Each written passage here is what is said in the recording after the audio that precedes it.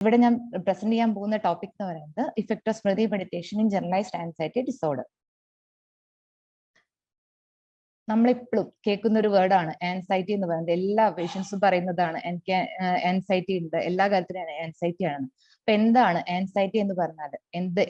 Anxiety എന്ന് പറയുന്നത് ഒരു ഡിസീസ് ആവുന്നത് എപ്പോഴാണ്? ആൻസൈറ്റി എന്ന് പറയുന്നത് ഒരു നോർമൽ ആയിട്ടുള്ള ഒരു മനസ്സിന്റെ ഒരു അവസ്ഥയാണ്.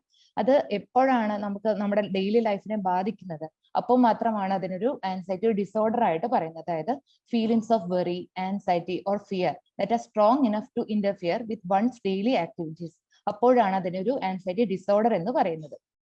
നമ്മുടെ മൊത്തം കോമൺ മെന്റൽ ഡിസോർഡേഴ്സ് നോക്കുമ്പോൾ 30% അഡൾട്ടിനെയും ഒരു ഏതെങ്കിലും ഒരു അവസരത്തിലെങ്കിലും അവരെ ഈ ആൻസൈറ്റി ബാധിച്ചിട്ടുള്ളതാണ് കണക്കുകൾ പറയുന്നത്. എപ്പിഡമിയോളജി നോക്കുകയാണെങ്കിൽ കൂടുതൽ വിമണിലാണ് മെന്നിനേക്കാളും ഈ ആൻസൈറ്റി ഒരു ഡിസോർഡർ ആയിട്ട് കാണപ്പെടുന്നത്. കൂടുതലും ഇത് കാണപ്പെടുന്നത് ഒരു 30 വയസ്സിന് താഴെയുള്ളവളാണ് ആദ്യമായിട്ട് ഇതൊരു വിമണിൽ ഇത് ആദ്യമായിട്ട് കാണപ്പെടുന്നത്. ഗ്ലോബൽ ബർഡൻ ഓഫ് ഡിസീസ് 2015 പ്രകാരം anxiety 6th largest contributor of years lived with a disability ആയിട്ടാണ് പറയപ്പെടുന്നത്. 33.7%, അതായത് 1/3 ഓഫ് ദ പോപ്പുലേഷൻ ഈ ആൻസൈറ്റി ഡിസോർഡേഴ്സ് അഫക്റ്റഡ് ആയിട്ട് അവരാണ് കണക്കുകൾ സ്റ്റഡീസ് പ്രകാരം പറയപ്പെടുന്നത്. ഇവിടെ ഞാൻ പറയുന്നത് ജനറലൈസ്ഡ് ആൻസൈറ്റി ഡിസോർഡർ ആണ്. എന്താണ് GAD എന്ന് പറയുന്ന കണ്ടീഷൻ? ജനറലൈസ്ഡ് ആൻസൈറ്റി ഡിസോർഡർ എന്ന് പറയുന്ന ഒരു condition that is where a person displays an excessive, uncontrollable and sometimes irrational worry about everyday events and activities. നമ്മുടെ ദൈനംദിന ജീവിതത്തെ ബാധിക്കുന്ന ഇറേഷണൽ ആയിട്ടുള്ള, അതായത് ആവശ്യകരമല്ലാത്ത നമുക്ക് അത് കൺട്രോൾ ചെയ്യാൻ പറ്റാതെ അധികമായിട്ട് എപ്പോൾ വരുന്നു, അപ്പോഴാണ് നമ്മൾ ജനറലൈസ്ഡ് ആൻസൈറ്റി ഡിസോർഡർ എന്ന അവസ്ഥ ഒരു രോഗിക്ക് ഉണ്ടെന്ന് പറയപ്പെടുന്നത്. ഇതൊരു ദീർഘനാളായിട്ട് നമ്മളെ എഫക്ട് ചെയ്യുന്നതും അത് ഏതെങ്കിലും ഒരു വസ്തുവിനെയോ അല്ലെങ്കിൽ ഏതെങ്കിലും ഒരു സാഹചര്യത്തെ മാത്രം ഡിപ്പെൻഡ് ചെയ്യാതെ എന്നും നിലനിൽക്കുന്ന ഒരു അസുഖമായിട്ടാണ് GAD പറയപ്പെടുന്നത്. ഇതിന്റെ കാരണമായിട്ട് നമുക്ക് പറയപ്പെടുന്നത് എന്താ വെച്ചാല് ജനറ്റിക്സ്, അത് ഫെമിലിയലായിട്ട് നമുക്ക് ഹെറിഡിറ്ററി ആയിട്ട് കിട്ടുന്നതോ അല്ലെങ്കിൽ ബ്രെയിൻ കെമിസ്ട്രി, അതായത് abnormal level of certain neuro transmitters in the brain, അതുകൂടാതെ എൻവയോൺമെന്റൽ ഫാക്ടേഴ്സ്, അതായത് ട്രോമ, സ്ട്രെസ്ഫുൾ ഈവൻസ്, എന്തെങ്കിലും അബ്യൂസിന്റെ എന്തെങ്കിലും ചൈൽഡ്ഹുഡ് ഹിസ്റ്ററി ഉണ്ടെങ്കിൽ, death of loved once, divorce, changing jobs or schools, ഇതെല്ലാമാണ് അതിന്റെ കോസസ് ആയിട്ട് പറയപ്പെടുന്നത്. സിംറ്റംസ് നമ്മൾ നോക്കുകയാണെങ്കിൽ ഫിസിക്കൽ സിംറ്റംസും സൈക്കോളജിക്കൽ സിംറ്റംസും ഉണ്ട്. GAD പ്യൂർ ആയിട്ട് ഒരു മെന്റൽ ഡിസോർഡർ അല്ല, അത് ഫിസിക്കലി തന്നെ ബാധിക്കുന്ന ഒരു സൈക്കോസൊമാറ്റിക് ആയിട്ടുള്ള ഡിസീസ് ആണ്. അപ്പോൾ ഇതിന് ഫിസിക്കലായിട്ട് എന്തൊക്കെയാണ് നമുക്ക് സിംറ്റംസ് രോഗികൾ കാണുന്നതെങ്കിൽ ടാക്കികാർഡിയ, അതായത് increased heart beat, chest pain, yawning, അധികമായിട്ട് കോട്ടുവായിട, dry mouth, nausea, abdominal pain, diarrhoea തുടങ്ങിയ ലക്ഷണങ്ങളുമായിട്ടായിരിക്കും പേഷ്യന്റ് പ്രസന്റ് ചെയ്യുന്നത്. കൂടാതെ സൈക്കോളജിക്കൽ സിംറ്റംസ് പറയുമ്പോൾ ആൻഷ്യസ് മൂഡ്, എപ്പോഴും അവരൊരു ആൻഷ്യസ് ആയിരിക്കും, എന്തൊരു കാര്യത്തിനും അവരെ ആൻഷ്യസ് ആയിട്ടായിരിക്കും, എല്ലാ കാര്യങ്ങളും അതിനെ എങ്ങനെയായിരിക്കും നേരിടുന്നുണ്ടാവുക. പിന്നെ വെറി ഓഫ് ഫിയർ, ഒരു അകാരണമായിട്ടുള്ള പേടി, ഒരു ഇറിറ്റബിലിറ്റി, ഒരു റെസ്റ്റ്ലെസ്, ഒരു ഇരിക്കപ്പുറതിയില്ലായ്മ അവസ്ഥ എന്ന് പറയും. രാത്രി ഉറക്കത്തിൽ ഇടയ്ക്കിടയ്ക്ക് നൈറ്റ്മെയർസ്, അതായത് പിന്നെ അതുപോലെ feeling of being unable to, ഏതൊരു സാഹചര്യത്തിൽ നമുക്ക് നേരിടാൻ പറ്റാത്ത ഒരു കോൺഫിഡൻസ് ഇല്ലായ്മ ഒരു അവസ്ഥയായിരിക്കും ഉണ്ടാവുക. ഇത് ട്രീറ്റ്മെന്റ് എന്ന് പറയുന്നത് മെഡിക്കൽ മാനേജ്മെന്റ് ഉണ്ട്, തെറാപ്യൂട്ടിക്കൽ മാനേജ്മെന്റ് ഉണ്ട്. മെഡിക്കൽ മാനേജ്മെന്റ് എന്ന് പറയുമ്പോൾ കൂടുതലും ഒരു ടെമ്പററി റിലീഫ് ആയിരിക്കും. അതുകൂടാതെ തന്നെ ഇത് നമ്മൾ കൂടുതൽ കാലം എടുക്കുമ്പോൾ ഒരു ഡിപ്പെൻഡൻസി വരും. അതുകൂടാതെ തന്നെ സൈഡ് എഫക്ട്സും നമുക്ക് കാണാറുണ്ട് പേഷ്യൻസിൽ. തെറാപ്യൂട്ടിക് മാനേജ്മെന്റ് എന്ന് പറയുമ്പോൾ അതിൽ ഹിപ്നോസിസ്, യോഗ, മെഡിറ്റേഷൻ തുടങ്ങിയതാണ്. എന്റെ സ്റ്റഡിയുടെ ടൈറ്റിൽ എന്ന് പറഞ്ഞാൽ effect of Smriti meditation in generalised anxiety disorder, a single group, pre test, post test, design. ഇതൊരു സിംഗിൾ ഗ്രൂപ്പ് ആയിട്ട് ഒരു ഗ്രൂപ്പ് ഓഫ് പേഷ്യൻസിന് ഈ സ്മൃതി മെഡിറ്റേഷൻ ഒരു എത്തിക്കൽ ആസ്പെക്ട് കാരണം അവർക്ക് ആ പേഷ്യൻസിന് നമ്മൾ സൈഡായിട്ട് സപ്പോർട്ടീവ് ആയിട്ടുള്ള തെറാപ്യൂട്ടിക് മെഡിക്കേഷൻസ്, ദ്രാക്ഷാദി കഷായം പോലുള്ളത് കൊടുത്തിട്ടുണ്ടായിരുന്നു. ഒബ്ജക്റ്റീവ് എന്ന് പറയുമ്പോൾ to assess the effect of Smriti meditation in generalised anxiety disorder. Sample size 10 ആയിരുന്നു ഉണ്ടായിരുന്നത്. Assessment Hamilton anxiety rating scale, ഒരു ആൻസൈറ്റി സ്കോർ ചെയ്യാനുള്ള ഒരു സ്കെയിലാണ്, അത് വെച്ചിട്ടും പിന്നെ ക്വാളിറ്റി ഓഫ് ലൈഫ് അസസ്മെന്റും കൂടെ നോക്കിയിരുന്നു. അത് quality of life enjoyment and satisfaction question പറഞ്ഞൊരു ക്വസ്റ്റ്യൻ വെച്ചിട്ടാണ് നോക്കിയിരുന്നത്. അതുകൂടാതെ സ്മൃതി അസസ്മെന്റ് ക്വസ്റ്റ്യനും കൂടെ അത് ദിലീപ് സർ ഡെവലപ്പ് ചെയ്ത് തന്നതാണ്, അതും കൂടെ യൂസ് ചെയ്തത്. സ്റ്റഡി ഡ്യൂറേഷൻ എന്ന് പറയുമ്പോൾ 22 days ആയിരുന്നു ഉണ്ടായിരുന്നത്. മെത്തഡോളജി എന്ന് പറയുമ്പോൾ ഫസ്റ്റ് ഡേ നമ്മൾ ആദ്യമായി നമ്മുടെ പേഷ്യന്റ് നമ്മുടെ അടുത്തേക്ക് വരുന്ന ദിവസം അതിനെ നമ്മൾ 0th day ആയിട്ട് കൺസിഡർ ചെയ്യുന്നു. അന്ന് നമ്മൾ കേസ് എടുക്കുന്നു. കൂടാതെ ആൻസൈറ്റിയും അതുപോലെ തന്നെ ക്വാളിറ്റി ഓഫ് ലൈഫ് അസസ്മെന്റും നമ്മൾ ഇന്ന ദിവസം നമ്മൾ നോട്ട് ചെയ്യാറുണ്ട്.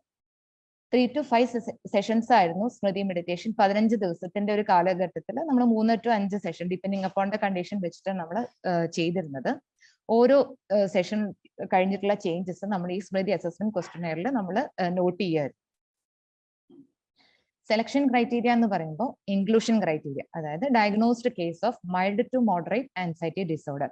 ഹേമയുടെ സ്കോറിംഗ് ഉണ്ട്, അതിൽ 18 to 24 ആണ് ഈ mild to moderate category of anxiety disorder വരുന്നത്. അതുപോലെ those who are not taking any anxiolytics എടുക്കാത്ത പേഷ്യൻസിനെയാണ് നമ്മൾ ഈ സ്റ്റഡിക്ക് ഇൻക്ലൂഡ് ചെയ്തിരിക്കുന്നത്. എക്സ്ക്ലൂഷൻ ക്രൈറ്റീരിയ എന്ന് പറയുമ്പോൾ those having other comorbid psychiatric conditions and those who had previous history of myocardial infection and having thyroid dysfunctions. കാരണം തൈറോയിഡ് പ്രോബ്ലംസ് ഉള്ളവർക്കും ഒരു ഈ ആൻസൈറ്റി ഫീച്ചേഴ്സ് ഉണ്ടാവാറുണ്ട്. അപ്പൊ അതുകൊണ്ട് നമ്മൾ അത് ഒഴിവാക്കിയിരുന്നു ഞങ്ങളുടെ പേഷ്യൻസിനെ. ഒബ്സർവേഷൻ അനാലിസിസ് നോക്കുമ്പോൾ കൂടുതലും ഒരു കോൺസെൻട്രേഷൻ പ്രോബ്ലംസ് ഇത്രയും പേഷ്യൻസ് പ്രസന്റ് ചെയ്തിട്ടുണ്ടെങ്കിലും കൂടുതലായിട്ട് concentration problems, trembling, tension, headache, tachycardia, abdominal discomforts, autonomic symptoms, കൂടുതൽ അങ്ങനെയുള്ള സിംറ്റംസ് ആയിരുന്നു കൂടുതൽ പേഷ്യൻസും പ്രസന്റ് ചെയ്തിരുന്നത്.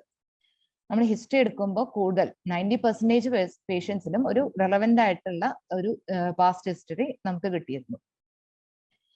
ഇതാണ് ആൻസൈറ്റിയിലെ ഓരോ ഡൊമൈൻസ് ഉണ്ട്. Anxious mood, tension, fear, insomnia, intellectual functions, depressed mood, അങ്ങനെ കുറെ ഡൊമൈൻസിലാണ് നമ്മളിത് അസസ്മെന്റ് എടുക്കുന്നത്.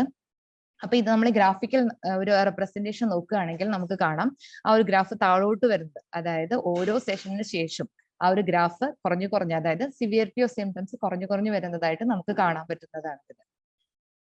അതായത് സിസ്റ്റമിക് സിംറ്റംസ് എല്ലാറ്റിലും ആ ഒരു ഡിക്രീസിങ് ഗ്രാഫ് നമുക്ക് വാല്യൂ കാണാം. അത് ആഫ്റ്റർ തെറാപ്പിയും ആഫ്റ്റർ ഫോളോ അപ്പും ആ ഒരു ഡിക്രീസ് മെയിൻറ്റെയിൻ ചെയ്യുന്നതായിട്ട് കാണപ്പെടുക. ടോട്ടൽ സ്കോർ ഓഫ് ഹേമ നോക്കുകയാണെങ്കിൽ this profile plot indicates a steady decrease in values from BT to AT, indicating the treatment was effective, and the effect of treatment over time is significant with a p-value less than 0.01. ഇനി നമ്മൾ quality of life കൂടെ നോക്കിയിരുന്നു. അപ്പൊ അത് നോക്കുകയാണെങ്കിൽ ഗ്രാഫിൽ നമുക്ക് കാണാം ആ ഒരു സ്റ്റഡി ഇൻക്രീസിങ് ആ ഒരു വാല്യൂസ് കാണാം. അതായത് ക്വാളിറ്റി ഓഫ് ലൈഫ് ഇംപ്രൂവ് ചെയ്യുന്നതായിട്ട് ഓരോ സെഷൻ കഴിയുമ്പോഴും ബിഫോർ തെറാപ്പി വെച്ച് ആഫ്റ്റർ തെറാപ്പിയും ആഫ്റ്റർ ഫോളോ അപ്പ് നോക്കുകയാണെങ്കിൽ ആ ഒരു ഇൻക്രീസ് ഒരു ഗ്രാഫിന്റെ റെപ്രസെന്റേഷൻ നമുക്ക് കാണാവുന്നതാണ്. അതും ആ ഒരു ഏരിയ നോക്കുമ്പോഴും സ്റ്റഡി സിഗ്നിഫിക്കന്റ് ആയിട്ട് തന്നെയാണ് നമുക്ക് സ്റ്റാറ്റിസ്റ്റിക്കലി കിട്ടിയത്. ഇതാണ് പെർസെന്റേജ് ഓഫ് റിലീഫ്. ഹാമയിലെ ഓരോ ഡൊമൈൻസ് നോക്കുകയാണെങ്കിൽ നമുക്ക് കാണാം ആ വാല്യൂസ് ഒരു ആഫ്റ്റർ തെറാപ്പിയും ആഫ്റ്റർ ഫോളോ അപ്പ് ആ ഒരു ഇംപ്രൂവ്മെന്റ് നമുക്ക് എല്ലാറ്റിലും വിസിബിൾ ആണ്. ഇതുപോലെ തന്നെ ക്വാളിറ്റി ഓഫ് ലൈഫ് നോക്കുകയാണെങ്കിലും ആ ഒരു ഇംപ്രൂവ്മെന്റ് നമുക്ക് കാണാവുന്നതാണ്. ഡിസ്കഷൻ പാർട്ടിൽ നോക്കുകയാണെങ്കിൽ കൂടുതൽ പേഷ്യൻസും വന്നത് നമുക്ക് ഓരോരോ ചിലർക്ക് ജോബ് റിലേറ്റഡ് ആയ ഇഷ്യൂസ് ആയിരിക്കും, വർക്ക് റിലേറ്റഡ് ആയ ഇഷ്യൂസ് ആയിരിക്കും, ഫാമിലി ഇഷ്യൂസ് ആയിരിക്കാം. അങ്ങനെ കൂടുതൽ ഓരോരോ ഡിപ്പെൻഡ് ചെയ്തിട്ട് അവരെ ഡിപ്പെൻഡ് ചെയ്തിട്ടുള്ള ഓരോ റിലേറ്റഡ് ആയിട്ടുള്ള ആൻസൈറ്റി ആയിരിക്കും ആയിട്ടാണ് ഓരോ പേഷ്യൻസും വന്നത്. കൂടുതൽ ഇമോഷൻസ് പറയുമ്പോൾ ഓരോരുത്തർക്ക് ഫിയർ ആവാം, സാഡ് ആവാം, എപ്പതി, ഇറിറ്റബിലിറ്റി, ഒരു കോൺഫിഡൻസ് ലാക്ക്, ഇതൊക്കെ ഇങ്ങനെയുള്ള ഇമോഷൻസ് ആയിട്ടായിരുന്നു പേഷ്യൻസ് നമ്മുടെ അടുത്ത് വരുന്നത്. പക്ഷെ ആഫ്റ്റർ സ്മൃതി മെഡിറ്റേഷന്റെ സെഷൻസ് ഒക്കെ കഴിഞ്ഞിട്ട് അവരുടെ ഒരു ഇമോഷൻസ് ചേഞ്ച് വന്നത് നോക്കിക്കഴിഞ്ഞാൽ അവരെ ഹാപ്പി ആയി, ആ ഒരു ഇമോഷണൽ കണ്ടന്റ് ഉണ്ടായി, ഹോപ്പ്ഫുൾ ആണ് അവർ ഫ്യൂച്ചറിനെ കുറിച്ച്, കറേജസ് ആയി, കോൺഫിഡന്റ് ലെവൽ ഇംപ്രൂവ് ചെയ്യാൻ നമുക്ക് പറ്റിയിട്ടുണ്ട്.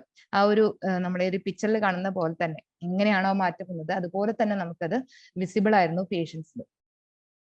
ഹേർഡിൽസ് എന്ന് പറയുമ്പോൾ നമുക്ക് ഒരു ആൻസൈറ്റി ഒരു കണ്ടീഷൻ, നമുക്കൊരു സൈക്കോളജി കണ്ടീഷൻ തന്നെയാണ്. അപ്പൊ അതുകൊണ്ട് നമുക്കൊരു ഇനീഷ്യലി നേരിട്ട് സ്മൃതി മെഡിറ്റേഷൻ എന്ന് പറയുമ്പോൾ ഒരു ഡീപ്പ് മെഡിറ്റേഷൻ ആണ്. നമുക്ക് നേരിട്ട് തന്നെ ഫസ്റ്റ് സെഷനിൽ തന്നെ നമുക്ക് ഭയങ്കര ബുദ്ധിമുട്ടാണ്. അവരെ ഒരു കണ്ണടച്ച ഒരു ഇത്രയും നേരം കണ്ണടച്ചിരിക്കുക എന്ന് പറയുന്നത് ബുദ്ധിമുട്ടാണ്. സോ ഒരു ഇനീഷ്യലി നമ്മൾ ആ കേസ് എടുത്ത് നമ്മളൊരു ചില പേഷ്യൻസിന് നമുക്കൊരു 2-3 ദിവസം തന്നെ വേണ്ടി വരാറുണ്ട്. അവരോട് സംസാരിച്ച് നമുക്ക് ആ ഒരു ഫിയർ കുറച്ചൊരു നമുക്ക് ഒരു ചെയ്യാൻ പറ്റുന്ന ഒരു ഇതിനെ ഫീസിബിൾ ആക്കാൻ കുറച്ചൊരു ബുദ്ധിമുട്ടുണ്ടായിരുന്നു. അപ്പൊ അങ്ങനെയുള്ള പേഷ്യൻസിന് എങ്ങനെയായിരുന്നു വെച്ചാൽ നമ്മൾ കുറച്ചൊരു പ്രാണായാമം അതുപോലെ ലൂസനിങ് എക്സസൈസുകളൊക്കെ ചെയ്യാൻ പറയാറുണ്ട്. അപ്പൊ അവർക്ക് കുറച്ചൊരു മൈൻഡ് കൺട്രോൾ ചെയ്യാൻ വേണ്ടിയിട്ടായിരുന്നു. അപ്പൊ അങ്ങനെ ചെയ്തിട്ടാണ് നമുക്ക് അവർ കുറച്ച് അധിക നേരം നമുക്കൊരു സ്മൃതി മെഡിറ്റേഷൻ ചെയ്യാൻ പറ്റിയിരുന്നത് അങ്ങനെയുള്ള പേഷ്യൻസിൽ.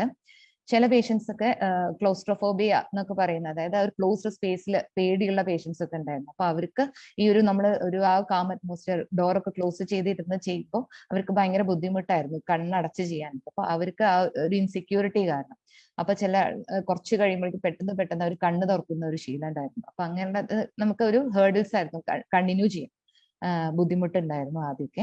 പിന്നെ ഇമോഷണൽ ഔട്ട്ബേർട്സ്, നമ്മൾ ആ ഒരു ഹിസ്റ്ററി എടുത്ത് നമ്മളൊരു ചൈൽഡ്ഹുഡിൽ പോയി നമ്മളിങ്ങനെ ഒരു 1 by 1 ആയിട്ട് ഇങ്ങനെ ചോദിച്ചു വരുമ്പോൾ ചില പേഷ്യൻസ് ഇമോഷണൽ ഔട്ട്ബേർട്സ് ഒക്കെ ഉണ്ടായിട്ടുണ്ട്. കാരണം അവർക്ക് അന്ന് സപ്രസ് ചെയ്ത ഇമോഷൻസ് ഒക്കെ അവരത് നമ്മുടെ മുന്നിലായിരുന്നു അത് പ്രസന്റ് ചെയ്തിരുന്നത്. അതുകൊണ്ട് തന്നെ അങ്ങനെ ഒരു ഇമോഷണൽ ഔട്ട്ബേർസ്റ്റ് ഉണ്ടാവുമ്പോൾ തന്നെ എന്താ വെച്ചാൽ നമുക്ക് ആ ഒരു പേഷ്യന്റും ഡോക്ടർ റിലേഷൻഷിപ്പ് നമുക്ക് കുറച്ചുകൂടെ ദൃഢമാക്കാൻ പറ്റിയിരുന്നു. ചില കേസുകളിൽ അവർ ഭയങ്കര ഗാർഡഡ് ആയിരിക്കും. അവർക്ക് ആ ഒരു എക്സാക്ട് കോഴ്സിലേക്ക് എത്താൻ തന്നെ നമുക്ക് കുറെ സെഷൻസ് ആവശ്യം ഉണ്ടായിരുന്നു. കുറെ സെഷൻസ് എടുത്തിട്ടാണ് അവരുടെ ആ റൂട്ട് കോഴ്സ് എന്താണെന്ന് മനസ്സിലാക്കിയിട്ട് അത് ക്ലിയർ ചെയ്യാൻ പറ്റിയതും കുറെ സെഷൻസ് എടുത്തിരുന്നു. അപ്പോൾ ലിമിറ്റേഷൻസ്, സ്റ്റഡിയുടെ ലിമിറ്റേഷൻസ് പറയുമ്പോൾ time for meditation and number of sessions cannot be prefixed. അതായത് നമുക്കൊരു എത്രത്തോളം നേരം എടുക്കാൻ പറ്റുന്നു അതല്ലെങ്കിൽ എത്ര സെഷൻസ് നമുക്ക് എടുക്കാൻ പറയാൻ പറ്റില്ല. കാരണം അവർക്ക് എന്താണ് അവരുടെ കോഴ്സ് എന്ന് തിരിച്ചറിഞ്ഞ് അത് ക്ലിയർ ചെയ്യുന്ന ഒരു സമയം നമുക്ക് എന്തായാലും വേണ്ടിയിരുന്നു. പിന്നെ ആസ് ഫാർ ആസ് നമ്മൾ സ്റ്റഡിയുടെ ഇത് നമ്മൾ കോളേജ് സെറ്റപ്പിൽ ചെയ്യുന്നത് കൊണ്ട് തന്നെ ആ ഒരു കംഫർട്ടബിൾ പൊസിഷനും അതുപോലെ കാം സറൗണ്ടിങ്സും ഒരു ഇടയ്ക്ക് ഒരു ഹിൻഡ്രൻസ് ഒക്കെ ഉണ്ടാക്കി. അപ്പൊ അതുകൊണ്ട് ആ ഒരു സിറ്റുവേഷൻ നമുക്ക് കിടന്ന് ചിലപ്പോൾ പേഷ്യൻസ് 1-2 മണിക്കൂറൊക്കെ അവർ കണ്ണടച്ചിരിക്കുമ്പോൾ ഇത് ചെയറിൽ ഇരുന്ന് ചെയ്യുകയാണെങ്കിൽ അവർക്ക് കഴുത്തിന് വേദന, ഫിസിയോളജി, ലോ ബാക്ക് ഏക്ക് പോലെയുള്ള ബുദ്ധിമുട്ടുകളൊക്കെ കാണുന്നുണ്ട്. അപ്പോൾ ആ ഒരു കിടത്തി ചെയ്യുന്നതാണ് കുറച്ചും കൂടെ എനിക്ക് ആപ്റ്റ് ആയിട്ട് തോന്നുന്നത്. Recommendations പറയുകയാണെങ്കിൽ study can be performed in large sample to get a true representation of the population. Then comparative studies can be planned with the anxiolytic drugs, and effect of Smriti meditation and other psychological conditions can be considered, and follow-up can be extended to evaluate the sustained effect of meditation. എന്നാലും ഇപ്പോഴും ഞാൻ ചെയ്തിരുന്ന പേഷ്യൻസുമായിട്ട് എനിക്ക് ഇപ്പോഴും contact ഉണ്ട്. അവര് ഭയങ്കര ഹാപ്പിയാണ്. അവരുടെ ജോലിയിൽ എല്ലാം അവർ ഭയങ്കര കോൺഫിഡന്റ് ആയിട്ട് നല്ല രീതിയിൽ അവർക്ക് മുന്നോട്ട് പോകാൻ പറ്റുന്നുണ്ട് എന്നുള്ള റിസൾട്ട് ഇപ്പോഴും എനിക്ക് കിട്ടുന്നുണ്ട്. Thank you.